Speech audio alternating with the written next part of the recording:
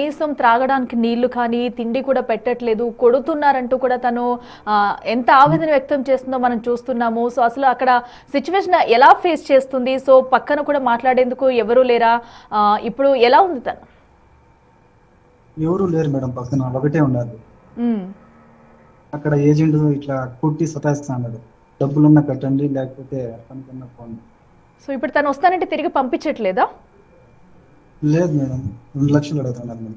Okay, 2 లక్షలు ఇస్తే తనని పంపిస్తామని చెప్తున్నారు. అవును మేడం. సో అంటే మీరు వెళ్ళేటప్పుడు ఏజెంట్ ద్వారా తను వెళ్ళుంటది కదా, సో ఆ ఏజెంట్ ఏమీ స్పందించట్లేదా మరి ఇప్పుడు? స్పందించలేదు మేడం, ఫోన్లు కూడా ఎత్తలేదు. మ్మ్.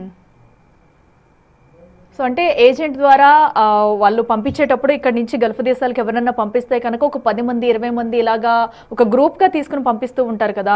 సో మీ భార్య ఒక్కరే వెళ్ళారా? తనతో పాటు ఇంకా ఎవరన్నా వెళ్ళారా?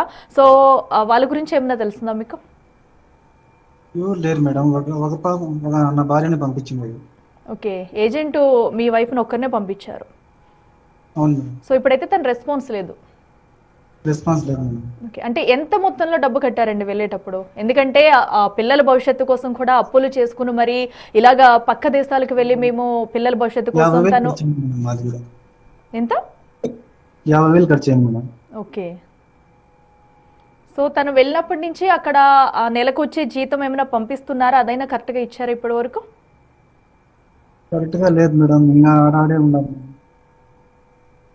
ఓకే, సో అయితే ఓకే, ఇప్పుడు తను పడుతున్న ఆవేదన మొత్తం మనం చూస్తున్నాము. ఏదైతే అటు డిప్యూటీ సీఎంకి, పవన్ కళ్యాణ్కి, లోకేష్కి కూడా తను అయితే విన్నవించుకుంటున్నారు.